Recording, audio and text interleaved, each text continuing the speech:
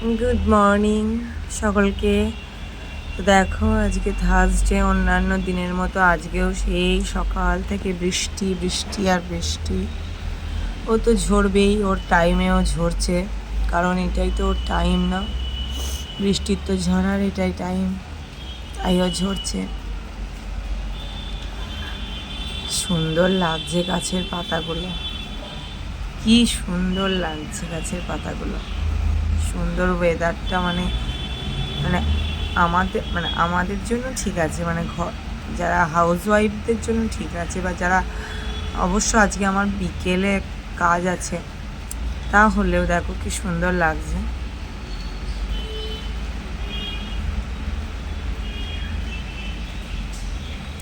খুব সুন্দর লাগছে। এখন বারান্দায় বসে একটু দেখো বৃষ্টি পড়ছে, আমি বারান্দায় চলে এলাম।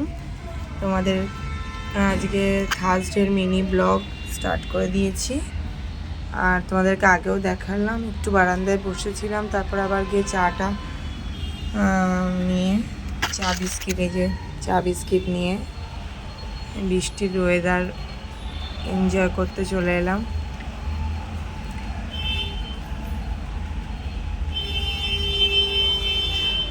এরপরে আবার তো জানোই তোমরা যে বসে বসে বৃষ্টি ওয়েদার এনজয় করা তো যাবে না, রান্না করতে হবে, কাজ করতে হবে। তো মায়ের কাছে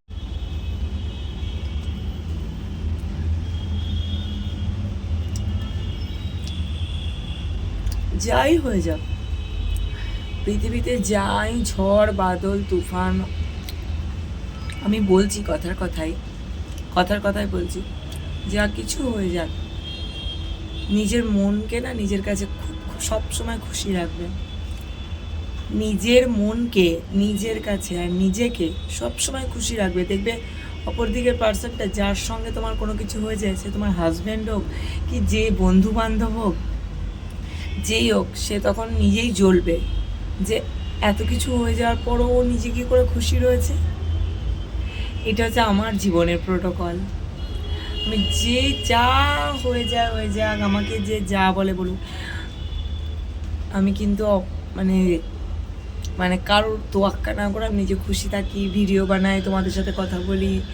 এই যে দেখো, এখন বসে বসে চা খাচ্ছি, আর এই যে চলে এসছে বান পাউরুটি হাতে নিয়ে, প্যান্ট না পরে আমার কাছে আমার লাইফের শ্রেষ্ঠতম গিফট, ভগবানের দেওয়া, আমার লাইফের শ্রেষ্ঠতম গিফট ভগবানের দেওয়া। সকালকে গুড মর্নিং বলো। Good morning. এইরকম গিফট যদি প্রত্যেকটা মেয়ের জীবনে থাকে, তাদের জীবন সত্যিই সার্থক। চলে এসছে বারান্দায় আমার কাছে। তুমি কি বৃষ্টি দেখতে এসছো? আমার সঙ্গে বৃষ্টি দেখবে? তুমি পাউরুটি খাচ্ছ? আচ্ছা, খাও। তো চলো দেখতে থাকো কি হয় সারাটা দিন মিনি ব্লগে। হ্যাঁ, তো বৃষ্টির ওয়েদার উপভোগ করে চা ফা খেয়ে বারান্দায় আরাম করে খানিকক্ষণ বসে থেকে সবুজ দেখতে দেখতে মনে পড়ে গেল হঠাৎ, না আমি বললাম তোমাদেরকে যে রেসপন্সিবিলিটি বা দায়িত্ব এটা নেভাতেই হবে। এটা হচ্ছে আমার শাশুড়িরও শ্বশুর বাড়ি, এটা আমারও শ্বশুর বাড়ি। সুতরাং এখানে এসে তো আর শুয়ে থাকলে হবে না, এখানে রান্না করে খেতে হবে, তো একদিকে দেখো ভাত ফুটে গিয়েছে, ভাতের মতোই আমার পেটও ফুটছে, কারণ তোমরা দীর্ঘদিন ধরে শুনছো পেটে ব্যথা। আজকে ডাক্তারের কাছে যেতে পারি, বিভৎসই পেটে ব্যথা করছে, কিন্তু কিছু করার নেই, মেয়েদের রোগ হওয়া চলবে না। মেয়েদের পৃথিবীর রোগ যতক্ষণ না তুমি একদম সেই, বললাম তো, একদম সেই ওপারে যাচ্ছ, ততক্ষণ তোমাকে এই খুন্তিটি এইটি নেড়ে যেতে হবে। তো পেটটাই ভাতের মতোই ফুটছে। ওষুধ খেয়ে এলাম, খেয়ে এসে এবার মাছগুলো ভাজছি। দেখো মাছগুলো কি সুন্দর, দেখো কি সুন্দর না, মানে এই দেখো মাছ চারটে ভেজে রেখেছি। দেখো বাবা এনেছে, এটার কালিয়া হবে, এই মাছের কালিয়া হবে। আর এদিকে ভাত, রান্নাঘর বলে চারিদিকে জিনিস পড়ে আছে গো, কিছু মনে করো না। আর এই যে এখানে কালিয়ার মশলাটাও তোমাদের দেখাবো। এই যে পেঁয়াজ আদা রসুন ঘষা হয়ে গেছে, আর মাছটা আমি ভাজছি। তো বললাম পেট ব্যথা, হাতে ব্যথা, মাথা ব্যথা, যেখানে যা ব্যথা হয়ে যাক, কেটে যাক, পুড়ে যাক, মেয়েদের এ কাজ করে যেতেই হবে, কিচ্ছু করার নেই, কিচ্ছু করার নেই। এটাই নিয়ম, এটাই নাকি নিয়ম। কী যে নিয়ম, কে যে সৃষ্টি করেছিল ভগবান জানে। কেন ছেলেরা 3 দিন রান্না করবে, মেয়েরা 3 দিন রান্না করবে, এটা এই নিয়ম সৃষ্টি হয়নি? করা যেত না? না, 12 মাস মেয়েদেরই রান্না করতে হবে, তা মেয়েদের শরীর খারাপ হোক আর যাই হোক।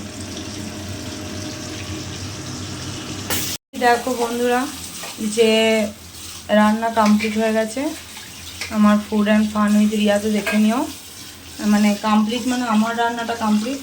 এবার আমার শাশুড়ি মা কী করবে জানি না। এই যে মাছের কালিয়া, যদিও বা ঝোলটা আর একটু মানে গা মাখা হবে, কালিয়া করলাম আমি মাছের। তোমাদেরকে তো আগেই দেখিয়েছি মাছ ভাজছিলাম যখন। আর 1 হাঁড়ি ভাত করলাম গরম, এই আমার রান্নাঘরের।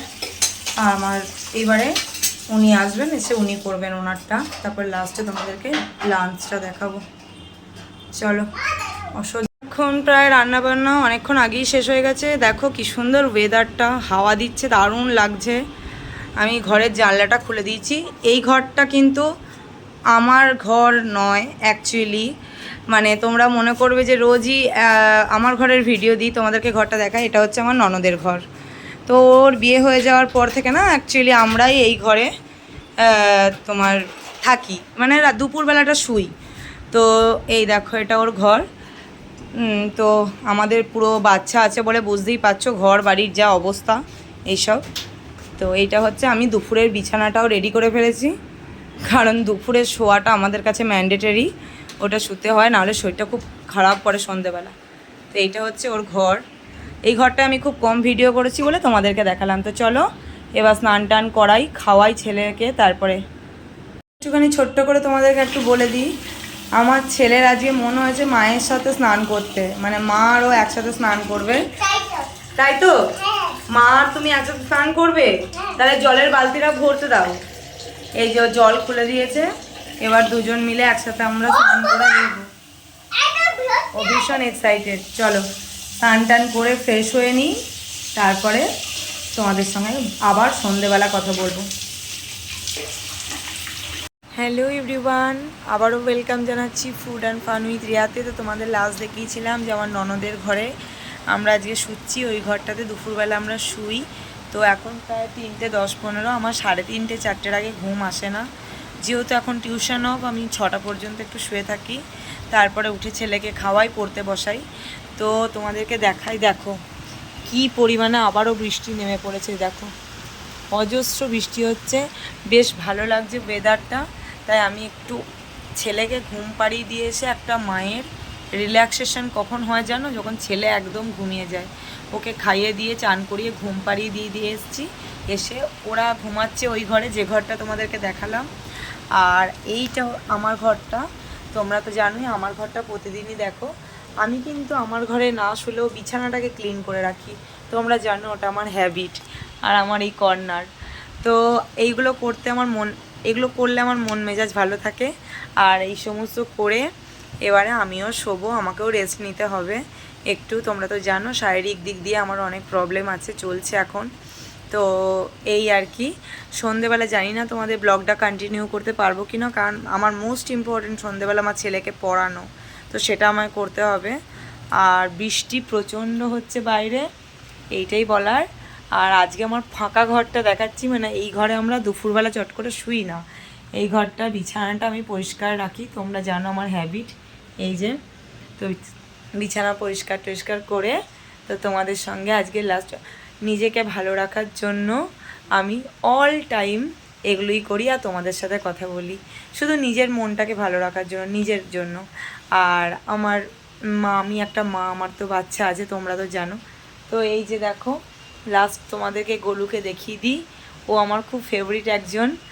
আর চলো এবারে আমি ব্লগটাকে এন্ড করব এখানেই। যদি পারি সন্ধেবেলা করব, কিন্তু যদি না পারি, ছেলেকে তো আমাকে পড়তে বসাতেই হবে, ওই টাইমে ব্লগ করব না, তো যদি না পারি তো ব্লগটাকে এখানেই শেষ করলাম। তো প্লিজ প্লিজ সাবস্ক্রাইব করো, প্লিজ আমাকে লাইক দিও প্লিজ। আমি তো অনেকটাই তোমাদেরকে বলেছি যে এত অসুস্থতার মধ্যেও আমি ভিডিও দিয়ে যাচ্ছি, তো তোমরা প্লিজ লাইক সাবস্ক্রাইব করে নিও। একটা